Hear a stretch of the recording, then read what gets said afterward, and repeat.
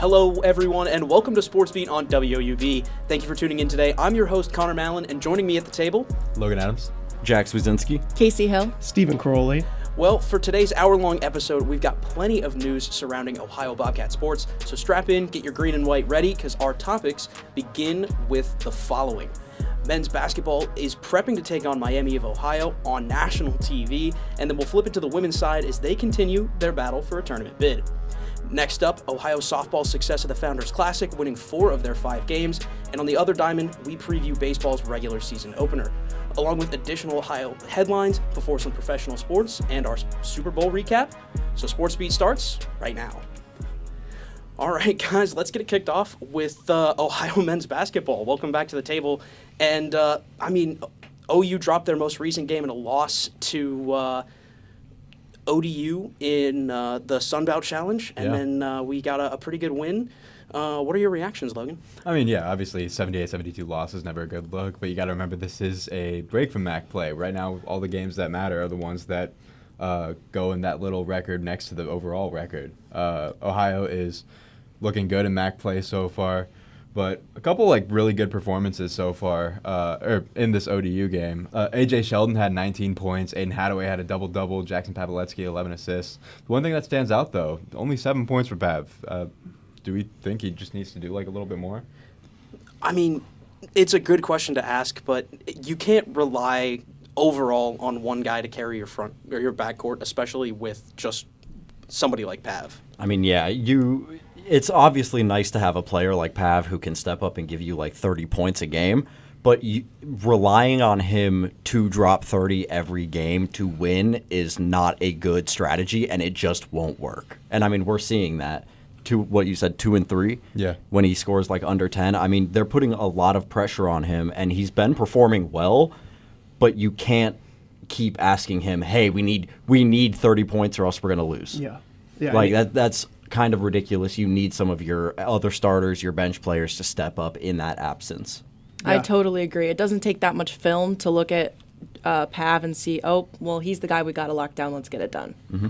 The other thing I want to bring up is just the faltering on the easy points for Ohio. You look up and down the box score, and it's pretty even overall. Ohio even has an edge in some of the categories, but fast break points, points off turnovers, they were outclassed in these numbers, and it just it builds up in a small loss like this, 78-72, only 6 points. Yeah, and small details like that will always get you, especially when you're looking down the barrel of a team that has every opportunity to take advantage of the smallest falter and have one of their players go off. Yeah, exactly. And I really just feel like, looking at this team, especially, these out-of-conference games, not necessarily, it's weird in this stretch when you have, so many in-conference games and you have to go out and play an out-of-conference game. But at the same point, it's just needs some sort of momentum on the offensive end, and you just can't rely on A.J. Sheldon's hot hand. Especially when you have so many bigs that you want to see making moves in the paint. I mean, a team that's 7 and 17 is not exactly a confidence booster, especially when you're taking that loss. But moving, I mean, 10 and 3 in the Sun Belt Challenge is definitely making the MAC not look like a 2-bid league. Oh yeah. Mm-hmm. No. Yeah, and I mean, Bulls talked to me before this game about just kind of his thoughts on the MAC SBC Challenge in general. He wants it to be a 1 game per season, home and away type of bout, and that's something that a lot of MAC coaches, he says, have echoed, but it's a battle they've lost, and you've just got to be ready to play these games. Bowles has not been. He's 1-5 in the MAC SBC Challenge, 0-2 this season. So these are games that are momentum builders. Ultimately, they don't matter towards that conference record, but they can in the long scheme of things, just trying to build momentum. Yeah, and you really want to build momentum, especially when you're moving into a game like the one you've got on Friday night. I mean, a pretty big matchup against a pretty big name, especially with the way that they've been playing this year. You wanna give us the rundown there, Logan? Yeah, on a big network too. It got moved to ESPN at 9 p.m. primetime, and obviously this is the only undefeated team in college basketball now after Arizona lost to Kansas this past week. But here's what we got to know about Miami. This is a high-powered offense. Its entire starting lineup is scoring double figures in MAC play, led by Brant Byers with 16.1 points per game. But every single one of those guys is shooting 50% from the field, too. This is the most efficient team in the country, and they'll play some defense, too. They're not the deepest. They have one bench guy that they turn to get buckets. That's Almar Atlason from Bradley last year. But this team is just electric on offense, and Ohio's really got to try and keep up with that. Yeah, I mean, when anyone can go off, it's a pretty dangerous game, especially when you're walking into Oxford to play a team that has not lost a game. Yeah, and this team's done promotions for games like this. Obviously, a rivalry game coming in, they'll be trying to stack those fans in there, trying to just fill Millett Hall. Yeah, I mean, you look at how Ohio plays a very defensive-heavy style of basketball. Do you think that they're going to be able to limit that Miami offense in their way? They're going to hope to try. I mean, you look at Miami's guards in general, they're bigger than Ohio's. Jackson Pavlovetsky's only about 6'1". A.J. Sheldon's probably a little bit shorter. Peter Suter is 6'5" and built like a tank. He's going to try and run through those guys, and that's kind of the through line for every single position. You're just going to try and not get out-rebounded, not get bullied in the paint. Yeah, I mean, they're gonna have to be on their game, especially with – I mean, we've known all season Miami can shoot, especially from deep, and I mean – we've talked a few times on here about that some struggles with guarding from the perimeter and shutting down those three-point attempts. This is the game that it matters. If you cannot stop them from three, you will not win. Yeah, I mean they're dominant there. Everybody, their starting or their first six players are shooting 37+% from three. Yeah. I mean, I'm seeing one person 7 minutes. Per game, 28%. He's their lowest three-point shooter. Yeah. Everybody else is within 30s to 40s. I mean, you need to lock them down. You need to shut them down. Unbelievable efficiency. Yeah, and for that reason, you need guys like Dior Connors off the bench and A.J. Sheldon in the starting lineup to start hitting shots, especially in a game like this where you're going to need to keep up from three. Those guys haven't been there in most of the games for Ohio. They've been there in some, and it's been a difference maker. But you really just need to see your guys who you trust to go out there and play their role, make shots. Just make shots so you can keep up with teams like this. Yeah, and I really feel like, watching Miami, one thing that Ohio's going to have to do is just disrupt in general if they want to have a chance, really. The way that Miami, flows with the ball, it has energy. When we watch Ohio, sometimes I feel like players are trying to push the ball and they're trying to move the ball, but the ball isn't moving effortlessly through the offense like the way Miami does it. And it's just so gorgeous to watch, but yeah, I mean, disruptions for me is going to be the biggest point of emphasis for Ohio. Who would you say is most likely to be that disruption factor in this Miami game? Or who would you like to see be a disruption factor? Honestly, I would love to see A.J. Sheldon get a couple more steals, and especially get in passing lanes in this game, because I feel like when you have such shifty and small, fast guard duo, you can kind of, get into passing lanes and kind of affect on defense in that way, not sort of much in a size way. So getting into passing lanes for Pav and A.J. Sheldon would be huge. I think you need a little controlled chaos from Aiden Hadaway. We've seen it get out of hand a couple times, but he gets under people's skin. And I think at Millett Hall, you're going to have the student section calling him names. You're going to have... I hope he doesn't boil over.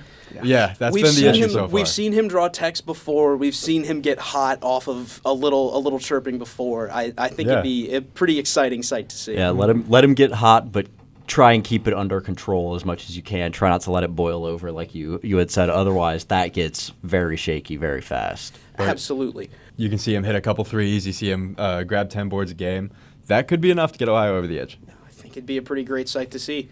So moving on from the imminent Red Hawks, any thoughts on the next matchup with the other birds in the MAC? Yeah, another Redbird specifically. But this should be a game that you can kind of pencil in a win for Ohio, hopefully, coming into back to the convo where Ohio's been extremely strong this year. Ball State's just 8-15 on the season. The big storyline is going to be Elmore James returning to the convo after spending 3 years at Ohio. It's going to be his first game back. But you look at the schedule, Ohio dropped a game against Ball State on the road, 76-71. This is not a good team. And a loss like this could be kind of a season breaker for Ohio.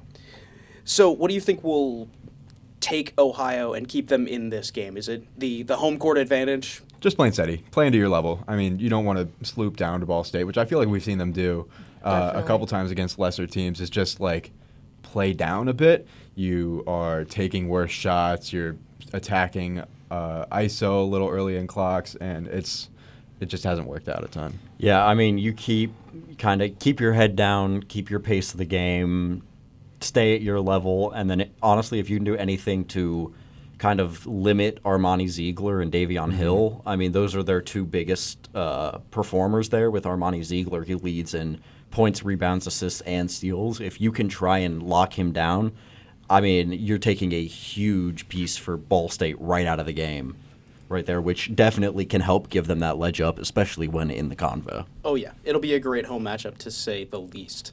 Moving on from men's basketball to women's basketball, they split their last two games in a tough loss at home, but a big win on the road. Steven, you want to give us the rundown? Yeah, let's go to the former first. The last home game the OU women's basketball team played against ODU as well, Old Dominion University, in the Sun Belt Challenge. This one also a loss for Ohio. This one at home for OU, though. And firstly, out of conference game, not as important. Let's get that straight. And, Idina, I hope I'm saying this right, India Buford of ODU, just domination in this game. 26 points, 7 of 15, 5 threes, 8 rebounds, 2 blocks, 3 steals. I mean, just all over the court. And then the next closest scorer for ODU, Jalen Ponder with 11 points. So a lot of it came from Buford. But on the positive side for Ohio, they saw production from almost the whole team in a close game. I mean, this game went back and forth. I think there was 6 ties and 5 different lead changes. So, it was really important for, a lot of players who don't necessarily start or get minutes to get some important minutes as well, just for some experience. But 3 different players in double figures for Ohio, and 10 different players played at least 10 minutes. So that's what I'm talking about a little bit with the experience. And also shot 50% from 3 in that game, Ohio did. So definitely looking to continue the trend into our next game. But these different lineup combos I'm talking about, it could definitely come in handy this last stretch of MAC play, really. A couple of middle-of-the-pack teams, 2 really good teams in Miami and Ball State. So looking at this game sort of kind of as almost like a practice, kind of. Obviously you want to take every game seriously. You want to win every game. But the thing is that when it's not necessarily that important, as a MAC team, you can kind of move on from this one. Absolutely. It's good to see the bench get involved and really see different lineups get worked in and set a different tone and show some positive light despite the loss. Yeah. So moving on from the loss, let's talk about a little bit more of a positive light. It didn't fall for the Bobcats' favor, but the Toledo game is where we should spend a little bit more time. Yes. I mean, only one game is separating these two in conference standings. Ohio's in 5th, Toledo's in 6th. A lot of conference stakes. Who pulled out the W? So Ohio goes in. Here's a team who can go into Toledo and pull out a big dub in Savage Arena. And 71-67 win for Ohio, a very close game. And now going into this game, Ohio averaged the same amount of points or amount of turnovers forced and given up at 21.5 per game. Now Toledo, they allow the 3rd least points per game in the MAC. Ohio also lost big in their last matchup to Toledo. And the keys to this game were right in front of Bob Bolden. Give away the ball less while still being very active on D. The Bobcats did both of these things at Toledo. Only 15 turnovers for OU in this one, forced 25 Toledo turnovers, active all night on defense, and the D flowed straight into the offense. I mean, they were hitting transition threes, easy layups. It was just easy buckets whenever they got a steal. Tabling led this team as well, 17 points, 8 rebounds, 3 steals, 3 assists, 1 block, just all over the floor, like Buford against ODU. And closed the game out by keeping the ball in her hands, and she's just a great decision maker. I mean, knows when to break out of a trap, knows when to throw a ball to the corner, knows when to take the shot. It's great to watch. But moving forward, if Ohio takes business against teams below them in conference standings, this team could be sitting with a very good seed in the MAC tournament. But they do have 2 tough teams coming up. Yeah, I mean, you look at the top of the MAC, and they've got some pretty tough standings. Ohio jumps to 5th of the MAC with the big win over Toledo on the road. So how does the rest of the MAC shape up for us? Now Ohio only half a game back of 4th and 2 games ahead of 5th, and could definitely clinch a tourney spot. Sooner rather than later. Honestly, could be before our next episode even comes out. So definitely keep tuned with that. But if Ohio wants better seeding, they still have, a lot left on their schedule. They have middle-of-the-pack teams, but most importantly, the 2 teams I've been hinting at, 11-0 Miami and 11-1 Ball State, 2 very tough tasks ahead for them. Yeah, I mean, an undefeated team and a 1-loss team are just incredible to see in in back-to-back matchups. Yeah. So, I mean, one more matchup on the slate for us. We've got Kent State, a pretty good matchup for the women's team. Break it down. Yeah, Kent State. So we're going to want to look at this matchup between Maya Babbitt and Tabling. I mean, Maya Babbitt is averaging 17 points per game, Tabling averaging 13.6. I feel like she's been trending as of recently, talking about Tabling at least. And the last time these two played was at Kent State, and they came out with the W, 71-68 at their place. Babbitt with 18 points and Tabling with only 9. So going to want to see a little bit more production from Tabling on the scoring end if you're OU. But Kent's on a 2-game winning streak and 5-6 in the MAC, so they need this game. But Ohio definitely needs this game as well, just for better MAC tourney positioning. Yeah, and sorry, it looks I misread the script. We actually have one more preview on the docket with Akron, another lower level team in the MAC, 5-18 overall and 2-8 in the MAC. I mean, they've got another pretty good chance to set the tone and really show the MAC what they can do. Yeah, I'm kind of thinking of this one as like a ODU type of sort of tune-up game, really, where they should definitely win this one. But at the same time, definitely can't sleep on on Akron, my apologies. W on February 4th against Toledo, 77-74, who Ohio just split with and just recently beat by only 4 points. So, definitely don't sleep on them. And Tabling went off in the last game against Akron, 16 points, 6 of 7 from field. Just doesn't get better than that. Yeah, you love to see them getting hot right before the MAC tournament play. So moving on to another team that has really set fire early. I mean, softball just got back from South Carolina, and we talked about it last week, and they took home 4 of 5 games in the Founders Classic. Kasey, it seems like the team has just really hit the gas. Give us the rundown for how they played. Totally awesome start for the season. They really did dominate this past weekend. First game against St. Francis, it'll be 16-2 in 5 innings. I'm going to get into her as a powerhouse in a second, but senior center field Belle Hummel is absolute legend. She had 4 RBIs, 3 runs, and a home run, which seems crazy, but is her first. I dug through. It's her first home run. Crazy. Last season, they averaged 1.3 errors this per game, but they had 3 this game. So if we're going to look ahead, maybe that's something we want to watch out for. But still, great game for the first one. Second game against St. Francis was actually the got moved to the 5th game of the Classic. The Bobcats take another win, 10-2. Belle Hummel hits 3 RBIs and then another home run. So she must have been hitting the batting cage or been in the gym in this offseason or something, because she is ripping right now. Sydney Young and Cora Hall also bombed homers in that game. Yeah, it's great to see the bats get hot. I mean, we talked about it last week. Seeing them get that momentum early is absolutely fantastic. And then they had another 2 games against Towson, right? Yes. So they will. Ohio moves on to also sweep Towson with a 9-0 and then 12-4 wins, both 6 innings.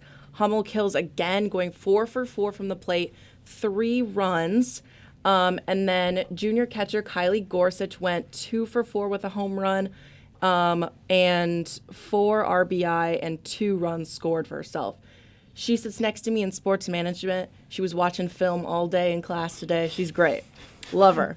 Don't let a professor see this. I didn't mean to call you out. We did not Way to say air her that. out. She Right was like, on "Oh, air. that one was so Incredible. good." It was great. Overall, the offense absolutely dominated these 2 series against Francis and Towson. Yeah, and then, of course, the big game against South Carolina Upstate, the host of the tournament. How do they fare against the host? Yeah, so they did lose this one, and I can't blame it on the offense. 9 runs, they lost to 10 runs, and the weekend turned out 4-1, like I said. But it's still going to be a great start to the season. If I try to dig to find a weak point here, I would probably say the pitching. Grad student Skip Miller, she pitched 4 innings, had 10 hits on her, and 6 runs and 1 walk. So that's kind of an unusual performance for her. Maybe just getting rusty off the offseason, not sure. But as Noah pointed out last week, USC Upstate was just one of the best mid-majors in 2025. So it's good to see that they were at least competitive. And it's odd that Miller struggled as bad as she did on the mound. Then sophomore Allie Myers picks it up. She pitched 3 innings, had 4 runs on her, 5 hits, with only 1 strikeout. So if I'm going to pinpoint a weakness, I would say the mound. Yeah, You'll absolutely have that. Yeah, and I mean, sometimes you just get like a hot game from your opponent, and it's every ball is connecting no matter what pitch you throw. But, I mean, you look at the previous 4 games, it's only 8 runs in 4 games compared to 9 in the last one.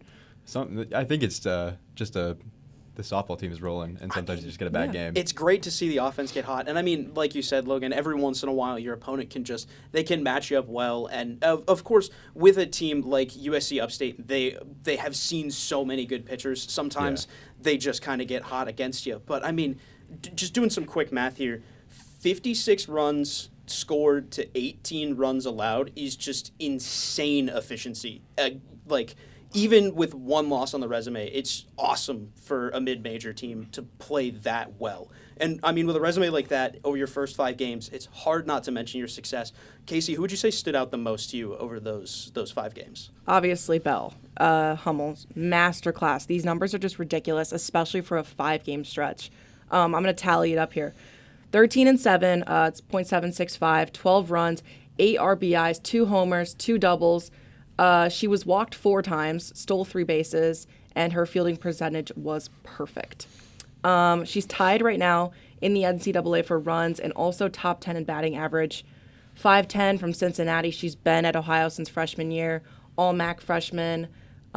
She's kept her batting average strong and consistent between .259 between her first 3 seasons, and then obviously starting .765 right now. She's unreal stats. Yeah, it's incredible efficiency to see put to the field. So another pretty big invitational that Ohio is going to be traveling to. They're headed down south for the Frost Classic, hosted in Chattanooga, and 4 pretty big squads that they'll be facing off against. Do you want to give us the rundown on those? Yeah, that's going to be 1 game against Canisius. Golden Griffins, Canisius. They are starting their season off against the Bobcats. So they went 26-26 last year, 15-10 in the Metro Atlantic. So I would say, once again, a middle of the pack. But all these schools are going to be bigger-ish. So that's something to keep in mind. 2 games against Chattanooga. They're currently 3-2. 1 game against Middle Tennessee State.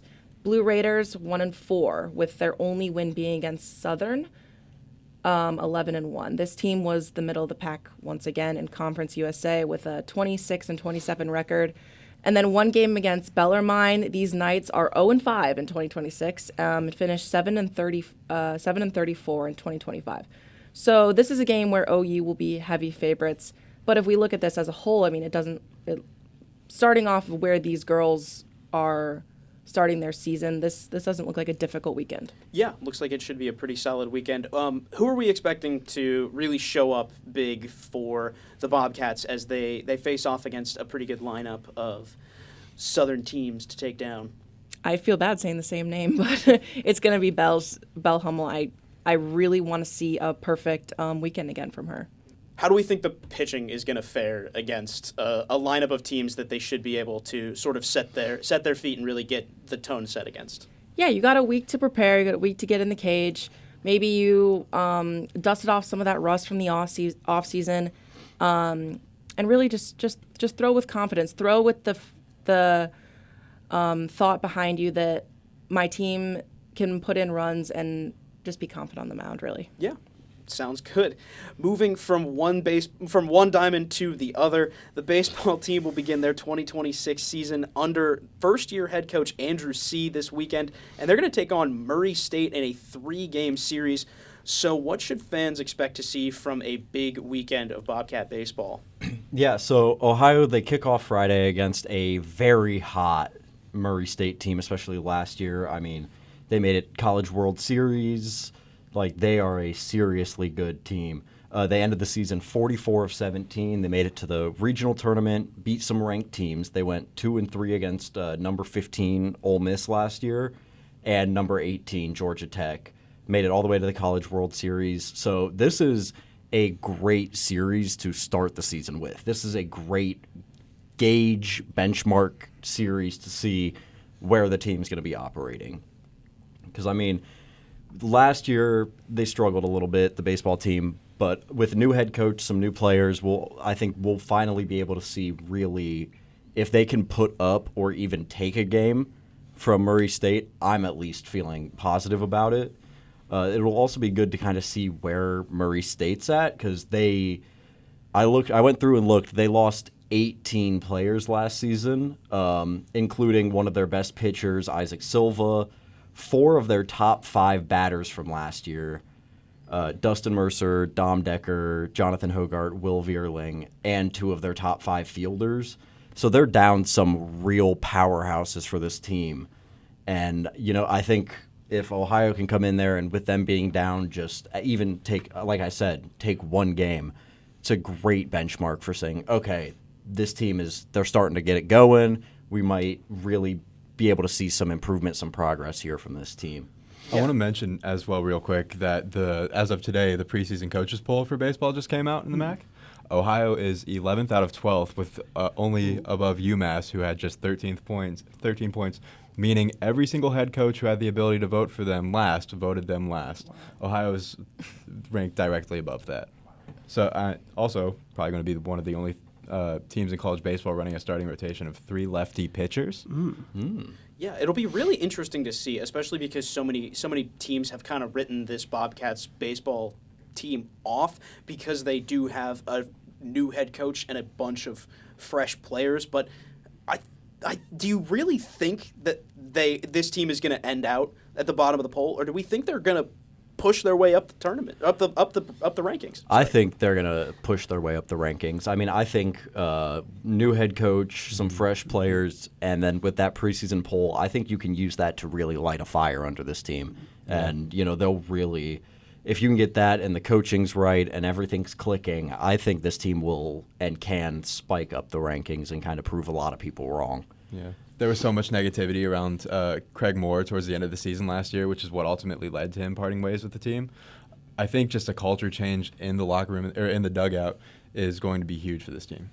Yeah, and I actually feel like it's kind of weird, seeing that a new coach playing Murray State, a team who made the College World Series, is a good thing, kind of, actually, because obviously there's a chance that you get smacked around at Murray State. But the good thing is that you're not expected to win. So, I mean, this could be a great start for him in terms of just his mindset, even if they can get a semi-close game, Yeah, I mean, it's an experience. Like, this Bobcats team has a lot of players that have been around for a while, and they're bringing in a lot of fresh faces, mostly around the bullpen, and a couple of big hitters. So, I mean, do you think that there are really any advantages to an established program like Ohio, or an established program like Murray State taking on Ohio in sort of a rebuild space?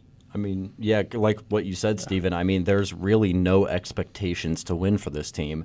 If they go out and they lose, 3 straight against it, it's, okay, well, they're still in a rebuild. They're getting used to a new coach. Murray State's been a very good team. And if they do come out and win, that is huge for them. I mean, they went 14-37 last season. If they can come out and even get 1 game against Murray State, as I've kind of been just echoing,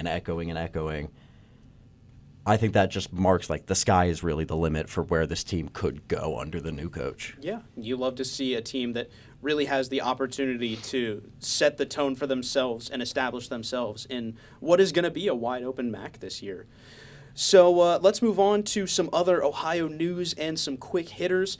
We're going to spotlight some other Ohio sports with a quick headline, and I will begin with Ohio wrestling. They lost to Kent State by 1 point in their meeting on Friday. It was tied at 19 for almost all of their matches, and a point was given to Kent State via tiebreaker. Tough loss for wrestling, but they'll have another meeting on Sunday. Zane Lehman, with 197 pounds, is still the undefeated 14-0 Bobcat. Next up, Ohio women's track and field broke their indoor 4x400 relay school record. It's now at 3 minutes 49 seconds. It was set by Jada Irwin, Ava Kincaid, Olivia Mentlow, and Sydney Huckstep, which, by the way, none of the 4 runners I just named are seniors. So this is a strong unit that has had an insane performance as they won their last 4x400. And senior Sarah Doman won the 800-meter race with a 2-minute 11-second dash. This was the 5th fastest 800-meter run in school history, so just kind of all-around impressive performances from the track and field team. Moving on to Ohio hockey, they returned to the win column, sweeping Canisius on Friday and Saturday night. Bobcats outscored the Griffins 16-2 in 2 games. Fourth-year winger Hollander Thompson scored 3 goals and 2 assists over the weekend series, and goaltender Matt Zazon was the starter in both wins. The Bobcats had a 2-game win streak have a 2-game series this upcoming weekend for the home finale against number 6 Liberty in a top 10 showdown. Ohio's 20-0 at Bird Arena this year, and this will be the most physical matchup yet. This team practically turned into a rivalry at the club hockey level, and these two are national title contenders. Yeah, you love to see a really great matchup at Bird Arena. Let's move on to our next segment. The NFL Super Bowl is over. Super Bowl 60 on Sunday. Seattle takes home their second Super Bowl, 29-13. What do you guys have to have about this game? What do we feel? How do we feel? I mean, it was. I think the thought that comes to most people's mind immediately is just boring. I feel like it was like the game it didn't live up to my expectations because I really thought Drake May was going to play better. But also at the same point, or in the same thought, you really cannot discredit the Seahawks defense. I mean, they have just been getting after it all postseason long, all season long, really. But it was just fun to watch, particularly that defense fly around the field the whole postseason and in the Super Bowl. Yeah, it really seemed like the front seven just had the Patriots number all night. I mean, Drake May looked like he was in a blender. Yeah. I mean, talking about this front seven, or at least the front four for Seattle and their defense, they had, I believe it was 7 sacks and 3 forced interceptions, or 3 forced turnovers. I mean, they really we talked about like the defense is a huge aspect of this team, and I mean they went out and they showed it. They really just beat on Drake May and that offensive line. I mean, I'm gonna say it though, the good guys won. Another win for the good guys. Chiefs and Patriots going down back-to-back. Incredible. Beautiful. It's incredible. I couldn't have written it. It almost brings a tear to my eye. Yeah, Because if the Patriots, I'm already mad at them for making it back to the Super Bowl. Yes. But if they won, Yes. I might have come on the show this week and just sobbed the entire runtime of the episode. Like there would just be tears streaming down my face while I'm talking, anything. Yeah, I would have lost it. Patriots fans are going to point to a nagging shoulder injury that Drake May had that could or could not have been bothering him this game, but Was bothering him the whole game? was bothering him the whole game. But we were a couple missed Sam Darnold throws away from Seattle probably scoring like 50 this game. It was the Missed Sam Darnold throws I disagree with. It was a couple of, if Christian Gonzalez doesn't make the play of his life to block what would have been walk-in touchdowns. Oh yeah, there was bad offensive line play on both sides of the field, but it was for the most part. There was a couple just very missed streaks. Jackson Smith and Jigba almost had one in the first that really broke this game open. He hits that, it's probably a touchdown. Really couldn't unlock either of the deep threats with Rashid Shaheed or Jackson Smith and Jigba. But yeah, I mean, this was a one-sided game either way. I fully agree. I mean, we have to give some recognition to the table and to one of our members who is not at the table. Craig Neal, here is your shout-out. Kasey, here is your shout-out. And me, here is my shout-out. This post was made, we're going to put a post up. This was made a month ago where we all put our Super Bowl predictions, and the 3 of us got it right. Let's Shout-outs go. to the Seattle Seahawks. We knew ball. So we're gonna keep pushing here for a little bit. We have our MVP reactions. I mean, Super Bowl MVP Kenneth Walker, 27 carries, 135 rushing yards, 2 receptions for 26 yards. I mean, there is obviously the Jason Myers case, which I would very much like to hear out from the table. How do we feel about the MVP?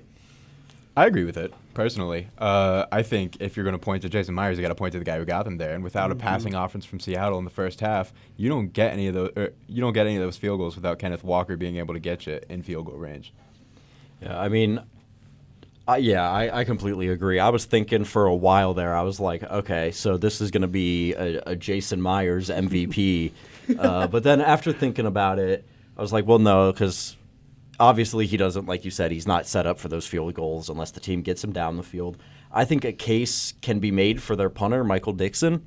He had 3 punts within the 20, including, I believe, 1 or 2 that were within the 5. God, they're so good. Really Just the set. special teams overall. The special teams was Yeah. incredible. I mean, I remember the one where he literally set them up at the 1 yard line. They Yeah. go like diving for it. Yeah. Yep, I wanted a Batted out of safety so bad. I would have cried tears of joy this time. Oh, I if would there have was been a crying. safety. I was at that Super Bowl party. I would have been crying them with you. Best thing But to have happened. no, I mean, I think if you don't give MVP to Kenneth Walker, it's probably Jason Myers. If you don't give it to him, just give it to the entire defense. Yeah, entire defense is a good one. But I do agree with Kenneth Walker, just because when I was watching this game, it just kept going back and forth from, good defense, good defense, good defense. And it's like, what's going to open up this Super Bowl? And it was definitely Kenneth Walker. I mean, he was gashing run after run. And it was just nice to see him kind of get the recognition he deserves for this season. In a season where he would take so much of the runs and then Charbonnet just waltzes in for the TD. It was nice to see him get that MVP, and now he wants a new contract. But Yeah, and he's probably going to end up getting it, especially with the way that he played this year. I mean, over 1,000 yards, averaging about 4.5 with 5 touchdowns on the season. I mean, it's some really good numbers. So overall, it was a pretty solid Super Bowl. You'd love to see the Seattle take home the W. So how do we think the Super Bowl was from a fan perspective? Halftime show, commercials. We'll start with the halftime show. I thought the halftime show was incredible. I'll be the first one to say it. I don't normally listen to Bad Bunny. He's not someone I'm really tapped into. I know there was a lot of controversy over it being in Spanish. I don't speak Spanish. I don't know a lick of Spanish. I loved it. I thought it was super entertaining. It was a great performance. The music was incredible. I mean, I was I don't know what is going on, but I'm enjoying it. I'm bopping my head to it. It's Bad Bunny had more yards than the Patriots. He did. I think it was. I think it was just more rushing yards with the football. Completely. Yeah. I think he went further with the football during the halftime show than the Patriots did the entire game. The thing that made me so happy about the halftime performance is how lively it is and how much it sort of I want to say kind of related to football in a way, because I feel like football is such a crazy game with so many aspects going on. That's how I felt in the halftime show, just taking me through different sets, different pre-recordings. His singing was actually pretty good, and it was just nice to see all these moments coming together into one performance, I guess. Yeah, it's insane to see with a celebrity lineup of just A-lister after A-lister that was up there with him. Switching gears a little bit, how do we feel about the other big talking point of the Super Bowl, commercials? They took a break this year. They were horrible. It was not good. A lot of AI, I guess. Yeah. There was one commercial I consistently can remember, and it was the Dunkin' commercial. Which was also AI. I didn't even know that. Yeah. Oh my god! I thought it looked funky, but I thought it was just kind of slightly poor editing. That's so disappointing. Yeah. My heart is broken now. It was all AI or gambling.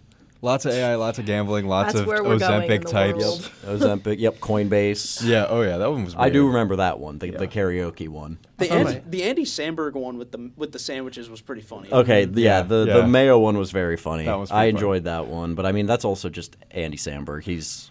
That's kind of what you get when you hire Andy Samberg for something like that. I think my highlight was the Raisin Bran commercial. Shout out Will Shat, if I can say that on the podcast, but It's a name I think we can get away with it. yeah, there we go. Overall, 211 days till football season. So Wow. that's I'll I guess be- we can just put it on the calendar. I was gonna say I'll be counting down on the calendar. Start countdown 211. It's gonna feel so long too. It So, always does. I would just like to say that it is -1 days until pitchers and catchers report. So it's baseball season, folks. Gotcha. It's time for guard ball. I'll lock in. Oh, is your mom excited about that? Oh. Shout out to Kimberly. She's stoked I was for like the that. baseball Now season. that I'm thinking about it, that comment sounds a little crazy. No, Context. Connor and I went to dinner with his parents, and this was 3 weeks ago, and his mom was like 48 or she was like 36 days until pitchers and catchers report. I swear she's I was like, very she was dramatic, I locked swear. She into that. had it memorized. Wow. I didn't think about it until well after I said it. And I was like, oh, that could sound horrible. No, that's gonna hit with the people that listen to this show. Anyways, let's move on to read and react. We're gonna hit to the biggest news and headlines from across all of sports within the past week. And we're gonna kick it off with the Olympics. I mean, a first week of the Olympics down, and the United States is currently sitting, as of the refresh on my laptop, in second place with 12 medals, 4 gold, 6 silver, and 2 bronze. I mean, how do we feel about the Olympics so far, folks? Electric. Just one word. That's all I got. Entertaining. Winter Olympics is my favorite time of year. Love it. Yeah, I mean, it's been great. At least with the 4 that U.S. has taken gold for, it's been insane, especially, I mean, figure skating. Yeah, alpine skiing, freestyle skiing, speed skating, and figure skating are the 4 golds that the U.S. team has currently taken home. Figure skating was fascinating to watch, is the quote from our producer Jake Collins in the doc. I mean, I couldn't agree more. I mean, we have people hitting backflips in figure skating. Crazy. I mean, 7 quad axles out of the men's figure skating champion. He is nicknamed the Quad God. Yeah, so that is not that shocking. And he was wearing Alexander Ovechkin's shoelaces or skate laces too. Really? Yeah, they were Ooh. gifted to him before the Olympics. Wow. Well, speaking of Alexander Ovechkin, I mean, we've got hockey starting up on Thursday. The U.S. taking on Latvia. I mean, no doubt that there are going to be a lot of eyes on that matchup. And, I mean, speaking of eyes on pretty big things, Lindsey Vonn crashed early in the first of her runs at the Olympics, injuring her leg, and reports said it was a complete tibia fracture. I mean, it's really tragic to see an injury like that. I mean, especially with someone who has been a Olympic staple for the better part of the last part of our lives. She ruptured her ACL 10 days before that. They're like, you don't really need your ACL for downhill alpine skiing. She goes out, hits 2 practice runs, kills it, and then goes for her full run on Sunday, and then gets airlifted off the mountain again. So that's tough. Tough to watch. She's just like, you think of women's Olympics, Winter Olympics, that's Lindsey Vonn's the name that comes up. So just to see the face of the sport go down, hopefully she'll be back. It's especially tragic, too. I mean, when you consider that she had said when asked about it that, like, her past injuries had nothing to do with it. She just took the turn too tight. And, I mean, she actually hit her entire left side of her body on the flag. Yeah, I mean, she hooked her arm. She said she was just 5 inches too tight, which, I mean, is like, that's just so horrible to like 40 take that injury years off. of work, and it becomes years. 5 inches. Because you're 5 going inches. you're going Yeah. 90 Now you're miles an down. hour down a hill, and you got to count for Genuinely. 5 inches, or else your career is over. Insane. I mean, it really adds just another level to how impressive everything we're seeing out of the Olympics is. I mean, these are some dangerous sports, and they're going out there like it's nothing and putting on an incredible show and performance. Mm-hmm. And I mean, it's incredible to see so many people bring home pretty big awards for the U.S. I mean, big hits off the list. Mixed doubles curling, because of course I mentioned curling last week. I love curling. Got to hit on that. Silver medal for that team.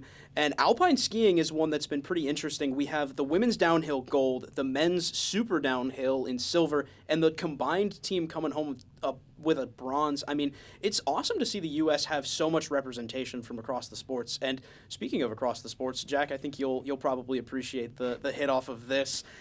Chloe Kim's boyfriend is at the Olympics taking photos. Taking photos of Chloe Kim. Yeah. Yeah. Oh my God. Miles Garrett himself. right. That was just an insane, like, I literally saw that earlier today, and I was just like, yeah. I was like, that makes sense. That adds up. Yeah. Every once in a while, people forget that, like, Miles Garrett, Chloe Kim is just, like, one of the most insane. I love couple. professional Yeah. athlete couples. That is I love insane. it. Yeah, it's just nuts. Well, moving on to men's basketball, NCAA, we've Norwegian. Yeah, no, we have to talk about this. Oh, we it's have to talk about so this? funny. Okay. It's ridiculous. Okay. The Norwegian Oh my God, yeah. Olympics, a Norwegian Olympian biathlon athlete has revealed infidelity after winning his medal and will try everything to get her back. Quote. Wait, What are we talking about here, No, Jack? so I know exactly. this biathlon athlete, which for those who don't know, biathlon is cross-country skiing and rifle shooting. He admitted entirely unprompted that of his girlfriend, he had cheated on his partner of like 6 months. And like on TV? on TV in a presser after the event. Oh, God. No pressure. They asked like something about him celebrating with like his girlfriend, and he just like brings up that like he cheated on her, which is an interesting way to Wow. go about it. Because like I get like Go big or go home. the guilt and turmoil clearly he was feeling, but also, thank you. Maybe Yeah, not they the were time and only place. together for 6 months. And if Ashley Madison is looking to make a comeback, they have their poster boy. What in the Yeah, world? it was just so absurd. Like I don't know why. I get like the guilt eating him, like I was saying, but I don't get why you chose an international media setting to air out that fact. You couldn't have like afterwards texted and been like, "Hey, look, I'm really sorry." Like, no, you were like, "I'm on national television right now. The whole world is watching. Hey, I cheated on my girlfriend." That's why? crazy laundry to Yeah. just be airing out It- in the you didn't have international to. stage. You didn't have to do that, bro. You could have chilled. Every sports fan in the world knows that you are an infidel. now. Not even every sports fan, almost everybody in the world. Yeah. That immediately, media went wild with it. Because again, why bring it up? It makes no sense. None whatsoever. Okay, now we're going to move on to NCAA men's basketball, where the top 10 teams have been dropping left and right. I mean, we see UConn falling to number 22 St. John's, Duke at the number 4 seed losing to number 14 North Carolina on a game winner. I mean, 0.4 seconds left and they're dropping there. Number 1 Arizona drops a game to number 9 Kansas, and number 5 Iowa State loses to TCU. I mean, with so many teams dropping like flies, are we in store for a team as low as a 4 or a 5 seed making a run in the tournament? Absolutely. I feel like there's just so much variety, especially within college basketball, but as well as the freshman class. I mean, you look around all Power 5 conferences, and they got kids who are 18, 19 years old dropping 40 points like it's just any other night. It's insane to watch. I was watching I'm trying to think. I was watching Miami play the other night, and right now they're not even ranked. They just took down a big team, and they can potentially tear some things up once it gets to tournament time, especially if they stay unranked at that 4 or 5 slot, like you said. I'm impressed that all of the upsets hit besides the one I pick. So Seems to be a running trend from the table, but we'll get into that a little bit later. Yeah. So how do we feel about the current state of men's college basketball? Logan, I know you're a pretty big Oh, yeah. mind on the way things have been moving recently. I mean, there's 2 big teams right now. It's Arizona and Michigan, and then everybody else. Arizona lost, obviously, but every team in college basketball, aside from Miami and Ohio, has lost. It's nothing crazy, honestly. But those are your 2 top contenders that you're looking at. Then you got teams like Florida, who's really hot right now. I think if that team loses a couple more games, they could be in that 4 or 5 seed territory. But that is a team that looks like they could repeat. Vandy also looks good on their best days. UConn is still a contender, obviously. Duke and Iowa State, those are just good teams. So it's a very balanced pool right now. I don't know if you're a betting type. I don't know who you're putting it down on. I don't know who the odds are going to be in favor of, but. Do you think we're going to see a set of 4-1 seeds again, or are we open to? No. This might be like a Florida Atlantic, San Diego Aztecs, UConn type of Final Four here, where we see a 6 and 8, whatever it may be. Love to see it. I've been watching, and I feel like the only team that like I can really pencil in maybe as like a number 1 seed going to the Final Four it's honestly Houston for me right now. Yeah. I mean, watching the way Kelvin Sampson, obviously, he is just an unreal basketball coach, but they kept so many pieces from last year, and they insert a freshman where their really good guard just left, and I think it was Emmanuel Sharp, most threes in Houston, got to there last night. They are so much fun to watch, and I think they're probably penciled in for the Final Four for me. I think it's a great take to make. Oh yeah, Kingston Flemings has just been electric. Chris Senack is catching his stride as well after kind of a shaky start to the year. But you've obviously got probably the best defensive player in the year in JoJo Tugler. In the middle there, Emmanuel Sharp is the veteran who went to the Final Four this past year. It's hard to bet against Kelvin Sampson in Houston. Yeah. Houston should be one of the teams to watch out for, to say the least. So we're going to switch from college basketball to the big leagues.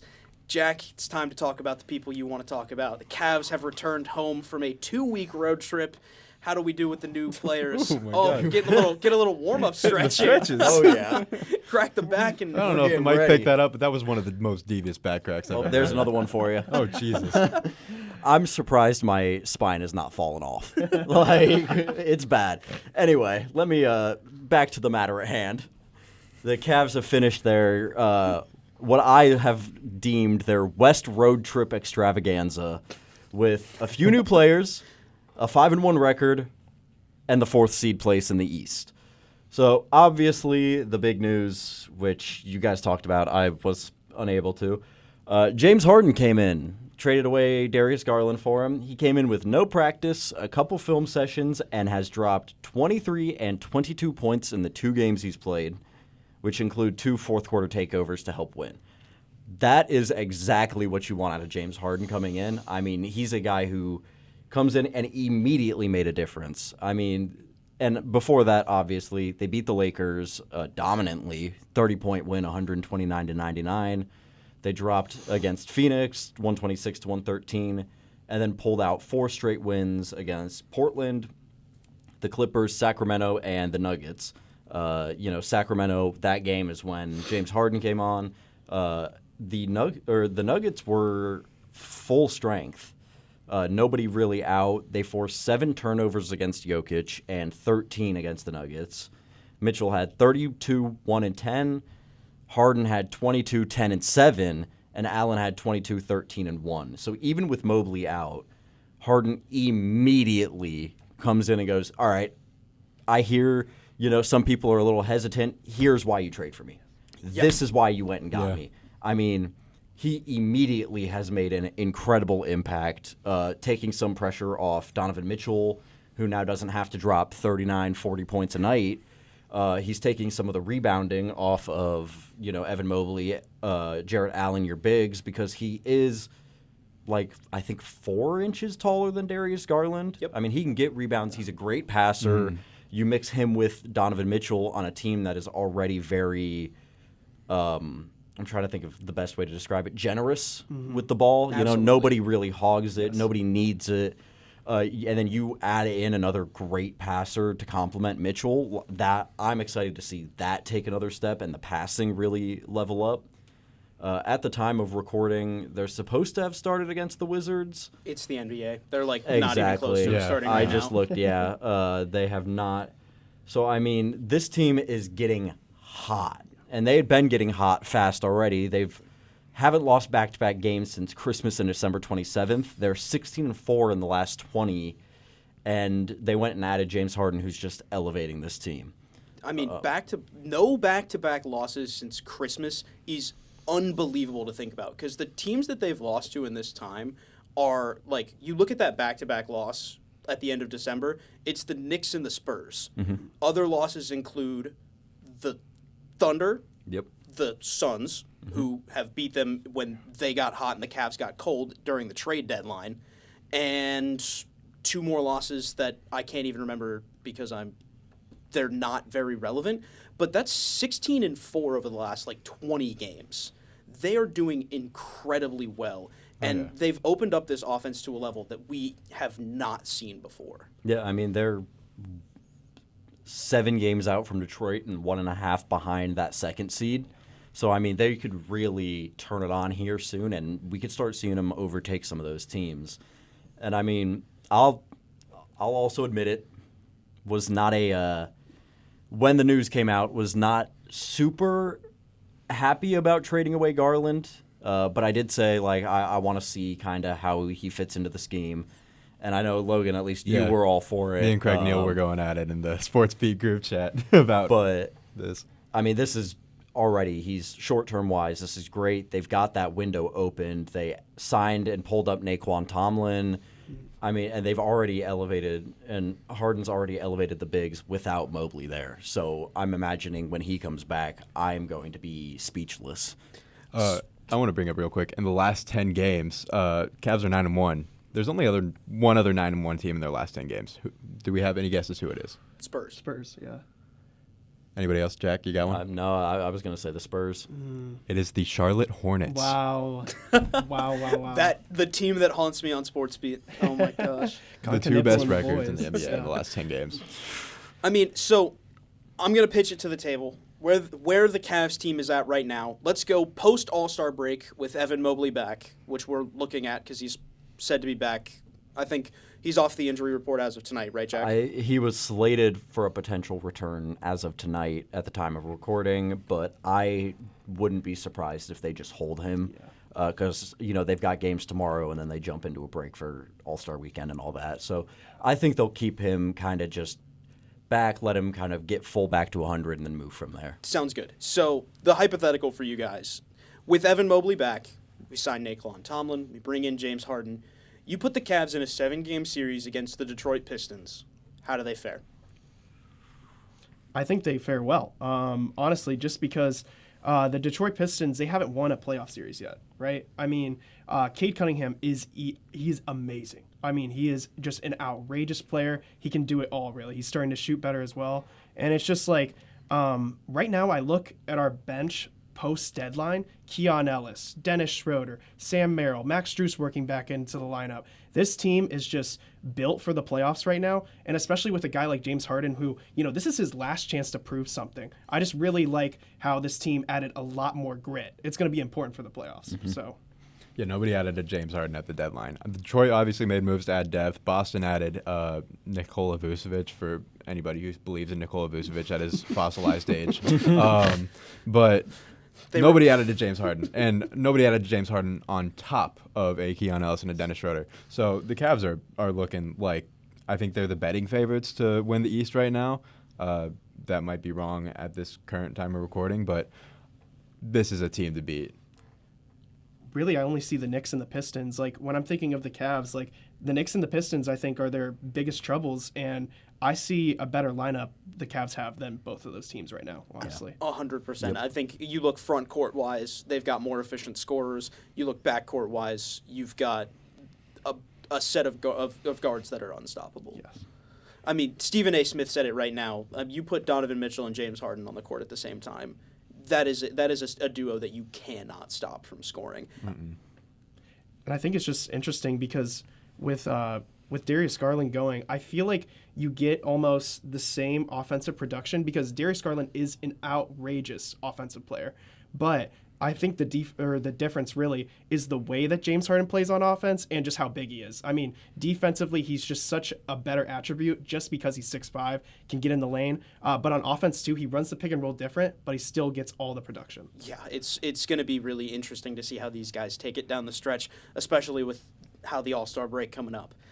All right, guys, moving on to our favorite time of the week. Pick your underdogs, and let's see how they fare. It's Upset Watch. The table went 0-4 last week, but hopefully we've got some better takes this week. Let's kick it off with Kasey. What do you got for us?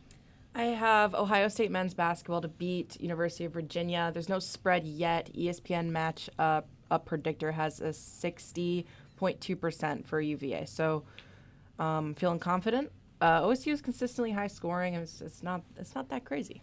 Sounds like a plan. Steve-O, what do you got for us? I got Georgia men's basketball plus 9.5 versus number 14 Florida. It's 7 p.m. tonight. Now, this is a little bit of a crazy one, but I do feel like UGA is trending, or not trending, but at least Kanan Catchings is trending. A great, player in the recruiting class of, I believe, 2 years ago, was at BYU last year, but in his last 23, 14, and 22, and he averages 11, so he's hot right now, and Georgia need a big win to keep their season alive, and this one's at home. So Absolutely. Jack, you got another men's basketball for us. Yep, I've got Princeton over Cornell. ESPN matchup predictor has Cornell with a 57% chance. Looking through, both teams are 4-4 in conference, and Cornell really isn't that much better than Princeton. Princeton's 7-1 at home. The Big Red are 6-7 when away. So Princeton really needs a win here. I think they'll bring Cornell in and be able to just upset them, take the win there. Sounds good. Logan, clean it up. I'm keeping it with men's basketball. ESPN is giving Iowa State a 73.3% chance to win against Kansas. People are asking, will Darren Peterson play? I'm asking, who cares? They just took down the number 1 team without him. You love to see it. All right, guys, it's time for our weekly awards, and I think we've got about the easiest selections we could make for the year. Our game of the week is Friday's matchup as Ohio University men's basketball goes on the road to Oxford, the final undefeated team in college basketball, and they look to end that undefeated season. 9 p.m. ESPNU. Be there or don't. I don't know why I said or don't. Nationally televised for all fans of Ohio University basketball. It is a historic matchup. On to our player of the week. Bell Hummel, our SportsBeat Player of the Week. Unreal performance of the Founders Classic. I mean, you go 13 for 17, 2 home runs, 12 runs, 8 RBIs. It's only half the stats. It's just an unbelievable lineup. Probably the best individual performance we've seen from a Bobcat across all sports all year. But that'll do it for SportsBeat this week. Thank you for listening to SportsBeat on WOUB. I'm your host, Conor Mallonn, and joining me at the table, Logan Adams. Jack Zwiezinski. Casey Hill. Stephen Koroly. and you can listen to us on WOUB 1340 AM radio. Search for us online at woub.org/listen or on WOUB's public media digital accounts, SoundCloud, Spotify, Apple Podcasts, and YouTube. Don't forget you can follow us on Instagram at SportsBeatWOUB for more digital content, and we'll see you next week. This has been SportsBeat.